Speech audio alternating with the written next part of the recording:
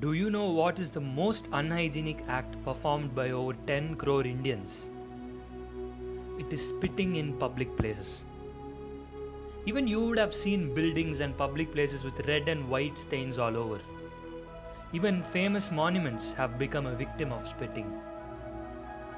So, what causes people to spit?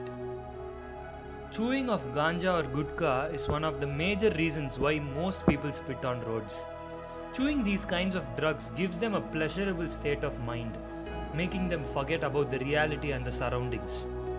Chewing these drugs also induce the production of saliva abnormally, leading to uncomfortness in the mouth and ultimately they spit it out.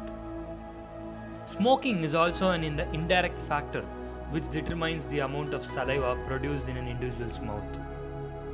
So, smoking harms the respiratory passage and the lungs severely that the next time any pathogen or foreign particles enters the system, it is not able to fight it on its own. So, the respiratory passage depends upon the saliva produced to eliminate these foreign particles and pathogens. This leads to the production of more and more saliva and hence they spit it out. Spitting on the road not only pollutes the road, but it affects a variety of other mechanisms directly or indirectly. It attacks various insects and bacteria, causing a disruption in local or micro ecosystems.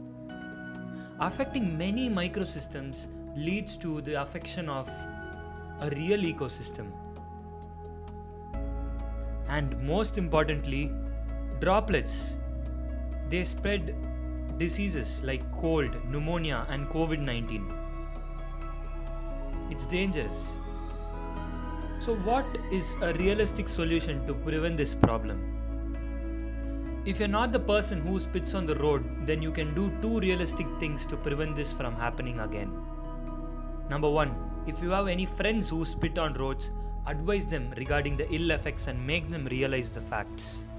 Number two, if you are a school going student, ask your teachers to raise awareness about this issue to every student in the class. Doing this can easily stop the development of next generation of spitters. Discipline must be taught more specifically and practically to students in all schools so that it is applicable in the future, in real life. So now, if you are a spitter and the next time you spit without your own control, then make sure you put some sand or mud on it before you leave that place so that it is at least a little bit hygienic. But try to control it the next time using your willpower. There is no other go. Think about the people and children who may come across your spit and may potentially develop diseases. You can also seek the guidance from various resources and prevent the habit of spitting. What should the government do then? Yeah, they must impose strict and stringent rules for controlling spitting, but imposing won't be enough. Maintaining it matters the most. And most importantly, they must cut movie scenes which showcases spitting, because movies affect youngsters very deeply and they follow it without any hesitation, thinking that it is cool. Especially youngsters in slums and remote areas can develop this habit by seeing others do it.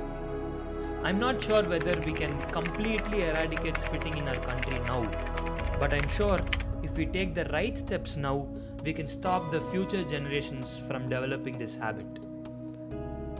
So, we challenge you to do whatever you can to stop this trend of spitting in public places. See you next Sunday.